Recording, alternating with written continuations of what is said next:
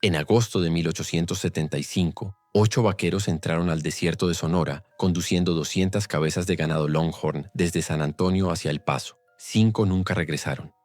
El reporte oficial del ejército de los Estados Unidos citó un ataque de apaches renegados. El testimonio clasificado del comandante del fuerte Davis contaba una historia diferente.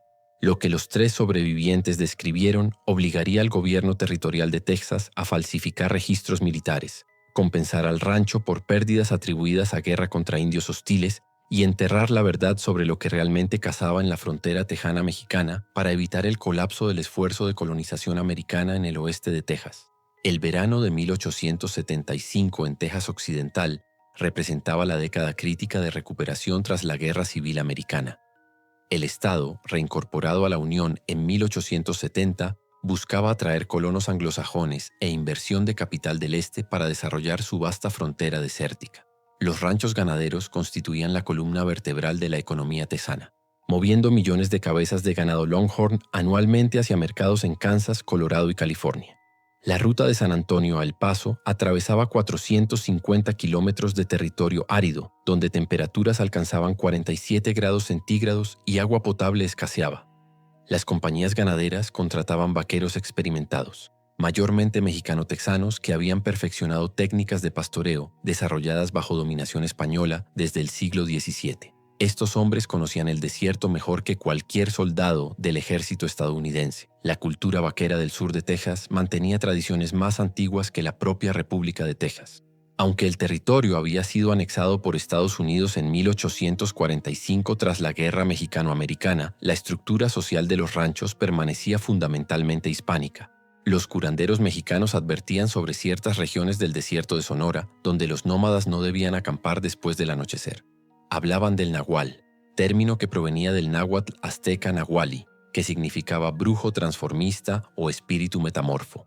Según la tradición mesoamericana que databa del siglo XV, ciertos hechiceros podían utilizar pieles de animales para transformarse en bestias, conservando inteligencia humana dentro de cuerpos animales.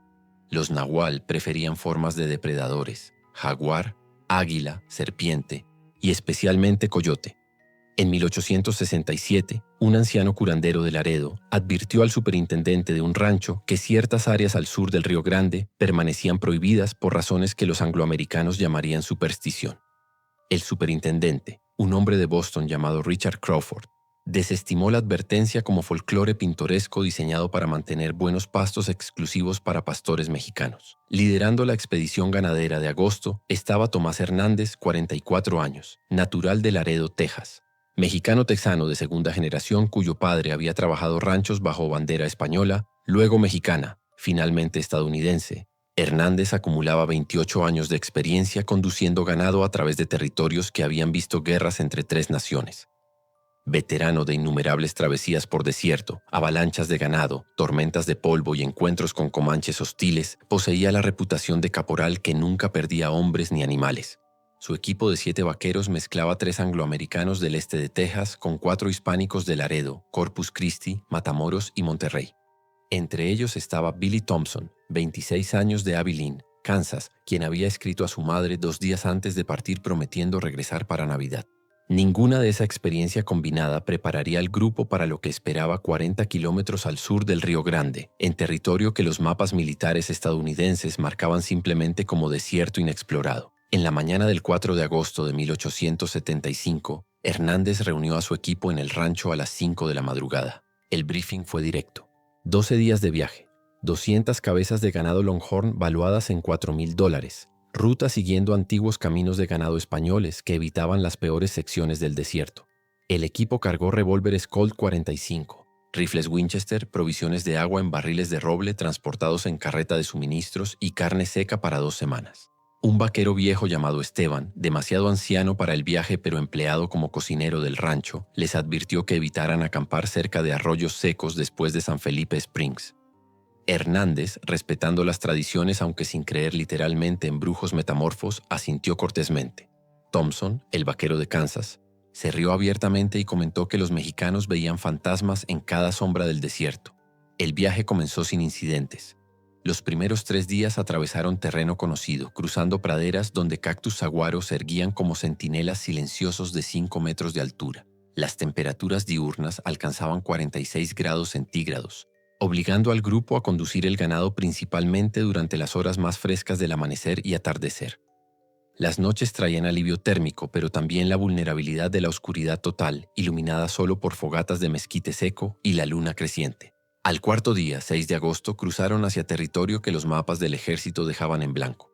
Hernández eligió un sitio de campamento junto a un arroyo seco donde rocas volcánicas negras formaban un semicírculo natural que proveía cierta protección contra viento nocturno. A las 8 de la noche, mientras los vaqueros preparaban cena de frijoles y tocino, el ganado comenzó a comportarse de manera que Hernández nunca había presenciado en casi 3 décadas de experiencia. 50 cabezas intentaron simultáneamente romper el perímetro del campamento, no en estampida caótica, sino en movimiento coordinado, como si huyeran de algo específico que los humanos aún no detectaban. Requirió una hora de trabajo duro con lazo y caballo para recuperar el ganado disperso. A las 10 de la noche los aullidos comenzaron. Hernández, quien había escuchado miles de aullidos de coyote a lo largo de su vida, reconoció inmediatamente que algo estaba profundamente equivocado. Los coyotes normales aúllan en cacofónico desorden, cada animal vocalizando independientemente en frecuencias que se superponen sin patrón. Estos aullidos formaban armonía perfecta, 5 o 6 voces sincronizadas con precisión que ningún animal no humano debería poder coordinar. Miguel Ortiz, 31 años de Matamoros, se santiguó y murmuró una oración en español. Jack Wilson, 33 años de Dallas, verificó que su revólver estuviera cargado y comentó que probablemente eran lobos, aunque todos sabían que lobos grises habían sido exterminados de esa región hacía una década por cazadores profesionales contratados por rancho. A las 11:30 de la noche, Billy Thompson y Carlos Mendoza, 38 años de Laredo, estaban apostados como centinelas en lados opuestos del campamento, separados por 100 metros de distancia. Hernández estaba verificando las patas de un caballo cuando notó que ambos hombres habían desaparecido. No hubo gritos, no hubo disparos, no hubo sonido de lucha o llamada de alerta. Los caballos amarrados entraron en pánico colectivo, tirando de sus riendas con tal fuerza que 2 postes de amarre se arrancaron del suelo. Hernández ordenó a los 5 vaqueros restantes que tomaran antorchas de piche embebido en tela, montaran caballos y formaran partida de búsqueda inmediata. Encontraron a Thompson a 200 metros del campamento, tendido boca arriba en arena volcánica negra. Su garganta había sido arrancada, no cortada con cuchillos, sino desgarrada por dientes o garras que habían penetrado tejido tan profundamente que la columna cervical estaba parcialmente expuesta. El cuerpo estaba casi completamente drenado de sangre, piel pálida como papel bajo luz de luna, pero el suelo alrededor mostraba apenas manchas pequeñas, como si la sangre hubiera sido consumida en lugar de derramarse. Las huellas alrededor del cadáver eran de coyote, pero el tamaño era imposible.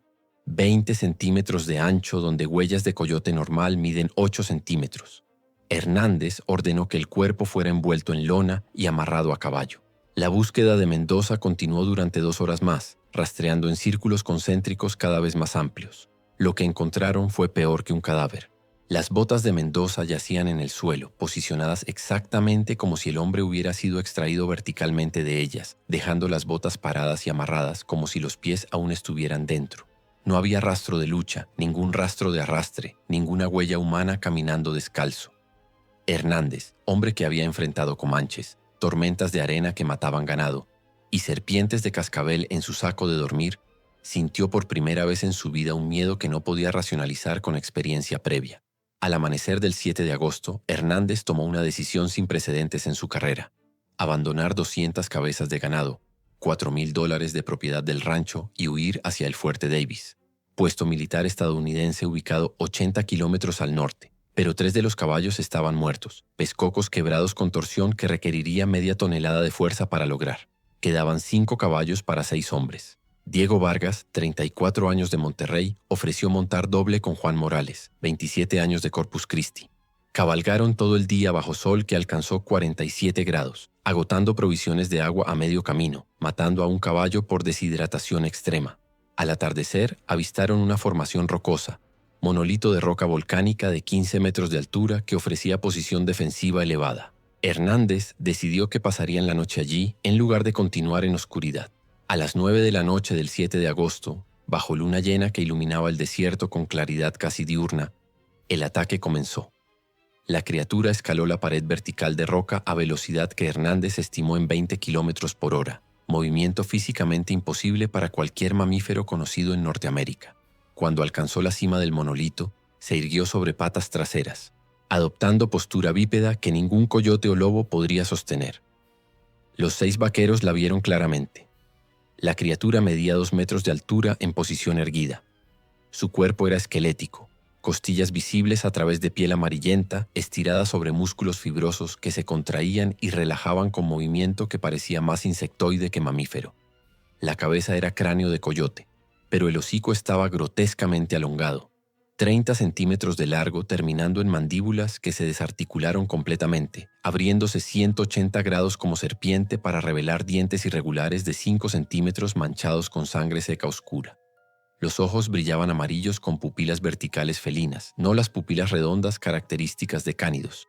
Las extremidades delanteras eran híbridas, palmas similares a manos humanas pero con 4 dedos en lugar de 5, cada uno terminando en garras curvas negras de 8 centímetros. El pelo que cubría el cuerpo no era pelaje denso de coyote, sino cabello humano ralo y enmarañado colgando en mechones grasientos. Entonces habló. La voz que emergió de esa garganta imposible era perfecta imitación de voz humana masculina, hablando español con acento del norte de México. «Tomás», gritó, usando el nombre del caporal. «Ayúdame, estoy herido». La voz era idéntica a la de Carlos Mendoza, el vaquero desaparecido la noche anterior. Hernández, quien había conocido a Mendoza durante 12 años, sintió su mente rechazar lo que sus oídos registraban. Jack Wilson disparó su revólver Colt 45 6 veces a distancia de 10 metros. Todos vieron las balas impactar el torso de la criatura. Todos vieron las balas atravesar completamente sin causar herida visible, como si el cuerpo fuera parcialmente inmaterial. No hubo sangre, no hubo reacción de dolor. La criatura simplemente inclinó su cabeza deforme y emitió sonido que mezclaba risa humana con chillido de coyote.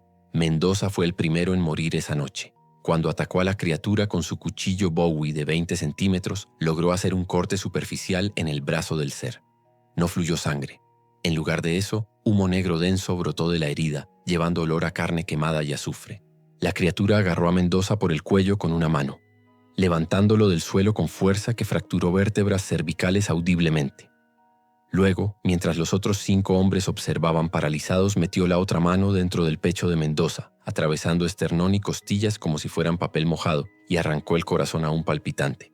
Mendoza vivió lo suficiente para gritar una vez antes de que la criatura arrojara su cuerpo sobre el borde del monolito hacia la oscuridad abajo. Samuel Parker, 29 años de Austin, quien había prometido a su esposa embarazada regresar antes del nacimiento de su primer hijo, murió intentando rescatar a Mendoza. Se lanzó sobre la criatura con un hacha de leñador, logrando impactar su cráneo con fuerza suficiente para partir madera de roble. El hacha rebotó, hoja doblándose como si hubiera golpeado hierro forjado. La criatura giró, agarró a Parker por ambos brazos y simplemente lo desgarró por la mitad en dirección longitudinal, separando su cuerpo en 2 mitades que cayeron a cada lado. Parker murió instantáneamente, pero su sangre no se derramó normalmente. La criatura se inclinó y pareció inhalar, y los fluidos corporales de Parker fluyeron hacia arriba en el aire, siendo absorbidos por la boca de la entidad en corriente visible bajo la luz de luna. Diego Vargas intentó la única táctica sensata: huida. Montó el caballo más rápido, un semental quarter horse capaz de velocidades de 50 kilómetros por hora, y galopó hacia el norte en dirección al fuerte Davis. La criatura saltó del monolito de 15 metros de altura, aterrizando en 4 patas sin daño aparente pese a impacto que habría matado cualquier animal normal, y corrió tras él. Hernández, Morales y Wilson la vieron moverse en llanura abierta iluminada por luna. Su velocidad excedía cualquier cosa que habían presenciado, estimada en 60 kilómetros por hora, mientras corría en postura cuadrúpeda que alternaba grotescamente entre movimiento de coyote y movimiento humano gateando. Alcanzó a Vargas en 30 segundos, saltó sobre el caballo desde atrás y arrastró al jinete al suelo. Los 3 sobrevivientes escucharon los gritos de Vargas durante 5 minutos completos antes de que el silencio cayera sobre el desierto. Con los primeros rayos del amanecer del 8 de agosto, la criatura desapareció. Un momento estaba visible en la llanura. Al siguiente simplemente no existía, como si la luz solar la hubiera disuelto. Hernández, Morales y Wilson descendieron del monolito y encontraron el cuerpo de Vargas 2 kilómetros al este. Había sido completamente desollado. piel removida en una sola pieza como si fuera ropa, dejando musculatura expuesta al aire. El rostro de Vargas estaba congelado en expresión de agonía que ninguno de los sobrevivientes olvidaría jamás. Los 3 hombres montaron los 3 caballos sobrevivientes y cabalgaron 80 kilómetros hasta el fuerte Davis sin detenerse. Viaje de 14 horas que mató a 2 caballos por agotamiento cardíaco. Llegaron al fuerte Davis a las 10 de la noche, en estado de shock severo, ropa empapada en sudor y sangre seca, incapaces de formar oraciones coherentes durante la primera hora. El comandante, Mayor Richard Owens, 45 años, de Virginia, veterano de la guerra civil que había comandado artillería en la batalla de Antietam, convocó a su oficial de inteligencia y ordenó que los testimonios fueran registrados bajo protocolo de seguridad militar. Hernández, cuando finalmente recuperó capacidad de hablar, describió los eventos en detalle forense. Owens escuchó en silencio. Luego hizo una pregunta que reveló que esto no era el primer reporte de este tipo. ¿La criatura habló español o inglés?, preguntó. Español, respondió Hernández, con acento norteño mexicano, como Sonora o Chihuahua. Owens asintió, cerró el archivo de testimonio y lo marcó como clasificado. El reporte oficial del Ejército de los Estados Unidos, archivado con el gobernador territorial de Texas 3 días después, citó ataque de apaches renegados, 5 vaqueros muertos en combate, ganado robado, pérdida total estimada en $4,000. La verdadera razón del encubrimiento era puramente económica y política. Texas en 1875 estaba en década crítica de recuperación posguerra civil. El estado necesitaba atraer colonos anglosajones del este, inversión de capital de Nueva York y Boston, y legitimidad como territorio civilizado apto para statehood pleno. Reportes de criaturas sobrenaturales que desollaban vaqueros y bebían sangre destruirían estos esfuerzos instantáneamente. Los periódicos del este ya retrataban Texas como frontera bárbara plagada de forajidos y salvajes. Agregar demonios metamorfos a esa imagen haría imposible la colonización organizada. Además, la compañía ganadera que poseía las 200 cabezas de Longhorn perdidas tenía accionistas en San Francisco y Chicago. Admitir que el ganado había sido abandonado debido a entidad sobrenatural causaría pánico en mercados de futuros ganaderos y colapsaría precios de acciones. La solución era simple: culpar a apaches. El gobierno federal ya estaba en guerra activa contra tribus apache en Arizona y Nuevo México. Un ataque apache en Texas Occidental era perfectamente plausible. El rancho recibió compensación parcial del gobierno por pérdidas por hostilidades indias, $2,000 pagados de fondos federales destinados a reparaciones de guerra. Los 3 sobrevivientes fueron separados inmediatamente y transportados a diferentes ciudades bajo escolta militar. Cada uno firmó documento de no divulgación bajo amenaza de procesamiento criminal por incitar pánico público y dañar intereses comerciales del estado de Texas. Tomás Hernández regresó a Laredo, renunció a su posición de caporal y se convirtió en herrero. Nunca más montó caballo. Rechazó todas las ofertas de empleo en ranchos, incluso cuando ofrecían triple su salario anterior. Murió en 1903 a los 72 años, habiendo hablado del incidente solo una vez en 28 años. En 1880, cuando bebió demasiado mezcal en cantina de Laredo y confió la verdad a un vaquero joven. Juan Morales emigró a México en 1876 y nunca regresó a Texas. Jack Wilson desarrolló alcoholismo severo, perdió su trabajo, su familia y murió de cirrosis hepática en 1881 a los 39 años, habiendo gastado sus últimos 6 años bebiendo para olvidar lo que había visto bajo la luna llena del desierto de Sonora.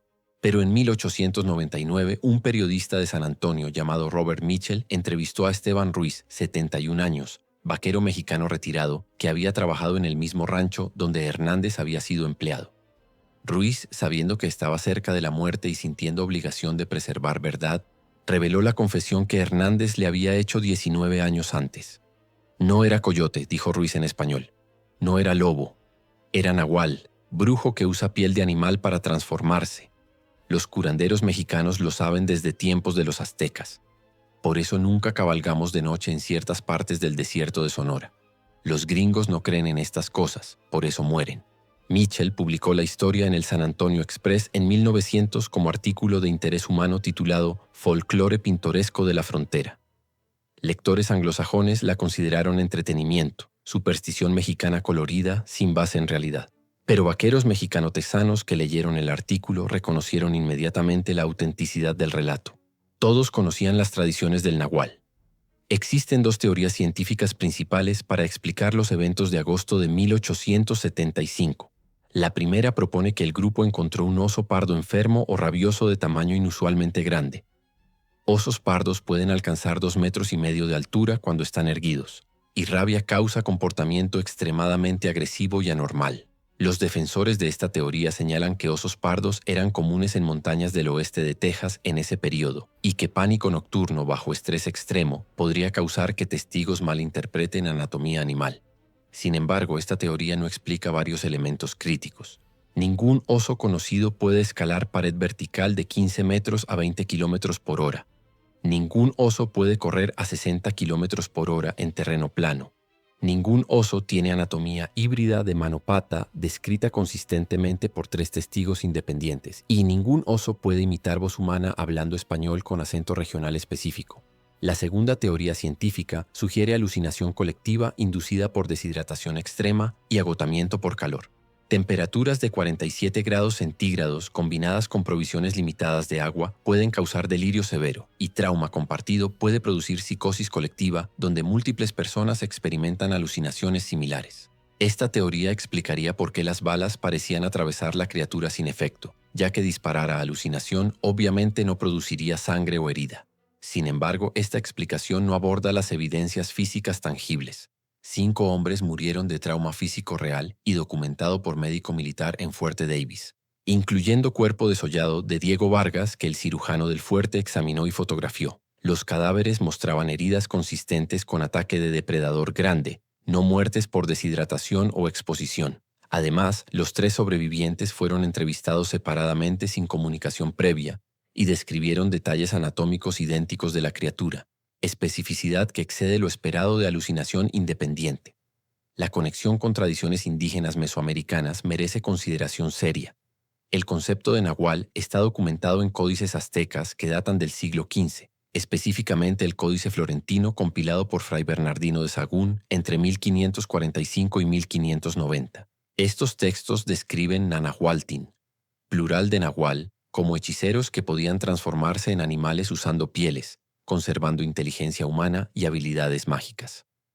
Las tribus yaqui del norte de México, cuyo territorio tradicional incluye partes del desierto de Sonora, mantienen hasta el presente leyendas de hombres coyote que cazan humanos durante luna llena. Reportes similares de criaturas metamorfas en esa región datan de expediciones españolas del siglo XVII, mucho antes de la llegada de colonos estadounidenses, sugiriendo fenómeno consistente que trasciende culturas individuales.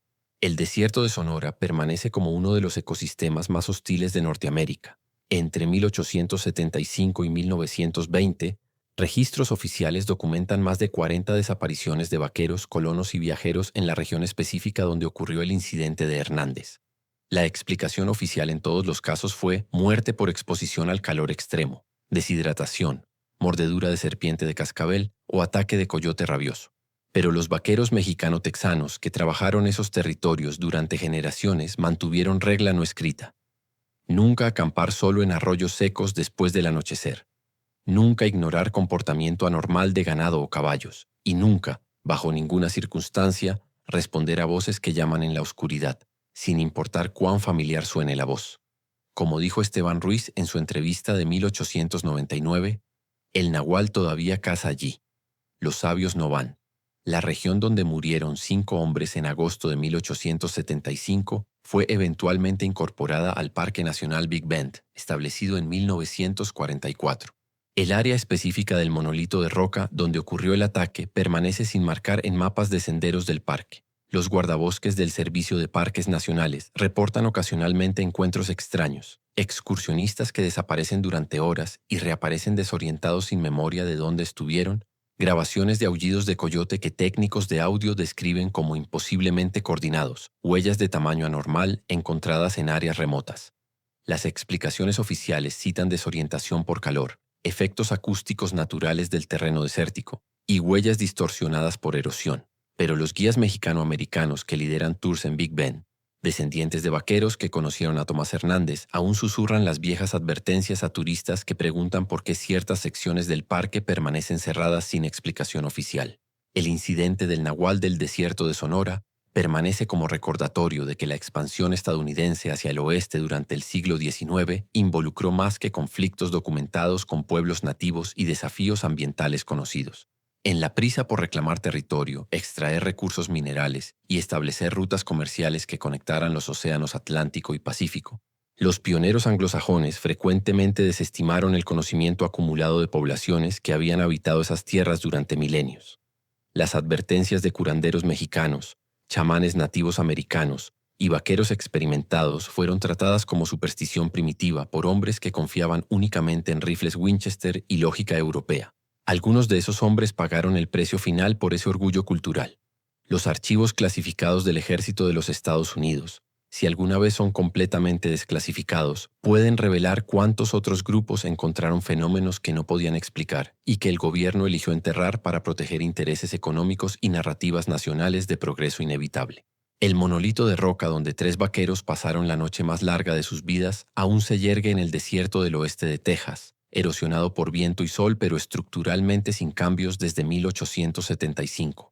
El nahual no ha sido oficialmente documentado desde aquella noche de luna llena en agosto, o tal vez, como creen los descendientes de aquellos vaqueros mexicano-tesanos, simplemente aprendió a ser más cuidadoso, a cazar solo a los solitarios y desprevenidos, a aquellos que ignoran las viejas advertencias.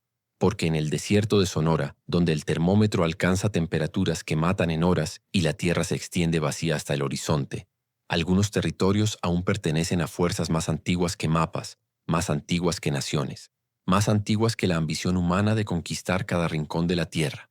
Y los sabios, como siempre han sabido los vaqueros que sobreviven, no van allí cuando cae la noche.